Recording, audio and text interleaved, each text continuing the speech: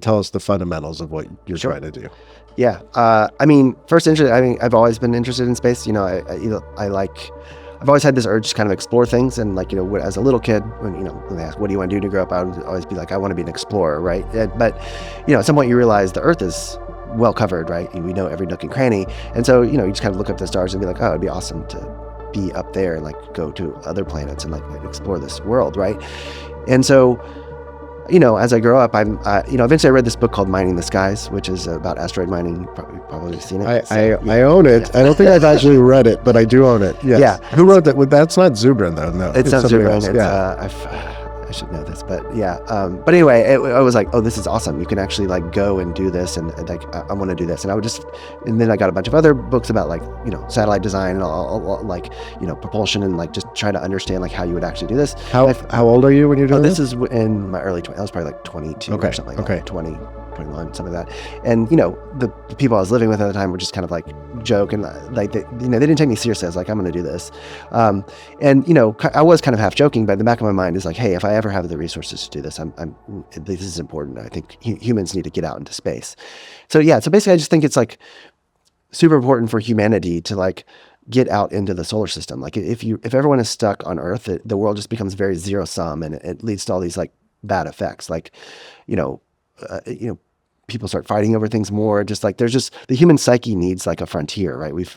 This is the way we evolved. Like there's always been new lands to explore, and I think without the promise and like the reality of like being able to move out into the solar system, we're kind of, it's bad. So besides that, it's like it's just economically like very useful. Like there's like many Earths of resources outside, beyond Earth, and like we should take advantage of that, right? And so for all those reasons, I just think it's important that like billions of people live in the solar system. And so again, like when I took a step back from Stellar, I was like, okay, this seems like the time to do this. Like Starship is on the horizon, and that's going to change like the whole economy up there like drastically. It's going to make a lot of stuff easier. It's going to unlock tons of economic activity.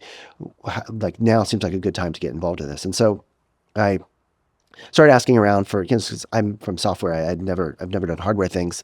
I started asking around like, hey, who's the smartest person welcome to hell. Right. Yeah, exactly.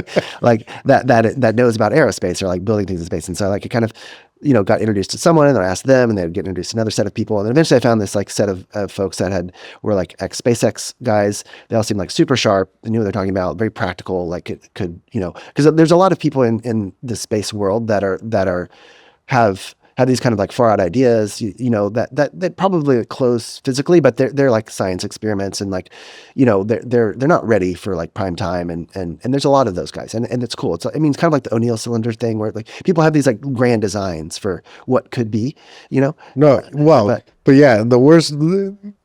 A wealthy person coming to visit those people is very dangerous. Right, right. They get very excited. My reporting historically, yes. yeah, they get very excited. But yeah. So this set of guys was again like very practical. They all were ex-SpaceX, so they're kind of steeped in that way of doing engineering and the way of building things, which I think is like obviously been super successful and the way to go.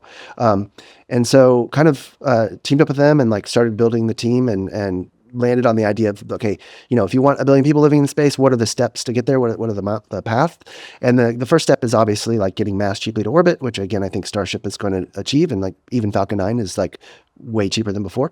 And then the next step is human habitation. Like how do you allow people to live for long periods of time? So we kind of started to explore that and like figure out what we would need to do. So and I never dug in deep on Robert Bigelow, but I mean, he was like trying to build space habitats for a really long time, right? So were there lessons? Did you look at that? What did you learn? And I think they're out of business now. Yeah, they went bankrupt. Yeah. I think again, like I applaud the effort, and like it's like again one of these few people that is willing to like kind of put their money where their mouth is and like actually like try to make this happen.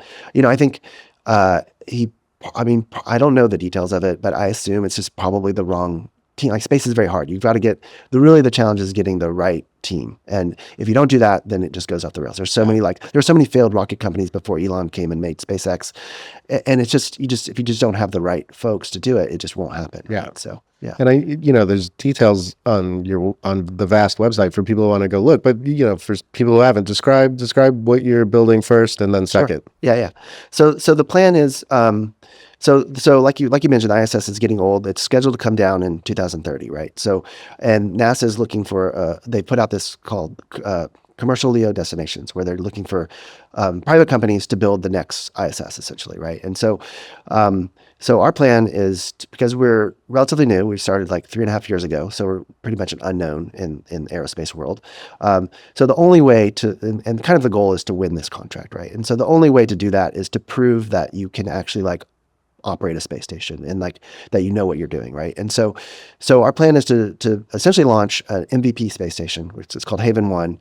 It's launching next year on Falcon 9. So it basically just fits right inside the Falcon 9 fairing. It fits 4 people, can support 4 people for, the nominal mission plan is 2 weeks, but it can go longer or shorter, right? So what happens is Haven 1 launches up there with no people. Eventually Dragon comes, which is the crew capsule that brings people back and forth to ISS. It docks to Haven 1, and then so now there's 4 people that are kind of cohabitate Dragon and Haven 1, right? And so it gives you a lot more space than just a free-flying Dragon. Oh, so Dragon stays attached. Yeah, Dragon has to stay attached because we're kind of, again, we're trying to build like the simplest thing we can, and so we're actually depending on a lot of the life support from Dragon. So we work closely with SpaceX to get that to happen. So yeah, so that's kind of the first step. And the idea is to get that up before NASA makes a determination of who they're picking to build the next ISS, right? And so the hope is that we'll be the only company that's ever operated a space station before, first commercial company to ever do this. Like it'll just make us a very credible candidate to win this contract. And you said, sorry, that was 2028? Is that for that launch? No, 26. 26? Yeah, next year, right there. And then you're already, it looks like you're already working on at least the designs for a bigger one. That's right. Yeah. So we're kind of like roughing out the design for what we call Haven 2, which is like the NASA, the CLD winner, right? Okay. So it's, it's more modules. It's probably bigger modules. If Starship starts rolling, then maybe we'll have some Starship modules, but at first it's just Falcon 9 modules. And so you connect several of these together and you can satisfy the requirements of CLD. And it looked like almost like Legos. Like you had this thing in the center, and then you're talking about these modules that you can go out almost like legs off this central thing. Like, am I interpreting this right? That yes, it's flexible and it's very flexible. So each one of these modules is like, because like Haven 1 is like this independent spacecraft essentially. Like it's got its own propulsion, its own power. It can just move around and do its own thing. And so the idea is that each one of these is this independent thing. So you connect them in one configuration, and then if you need to, the first goal is to connect 3 of these kind of in a row, so you have like this line of things, and eventually we want this core module in the middle so you can do like a couple spokes off of it, and then you can move these modules around if need be, things like that. So yeah.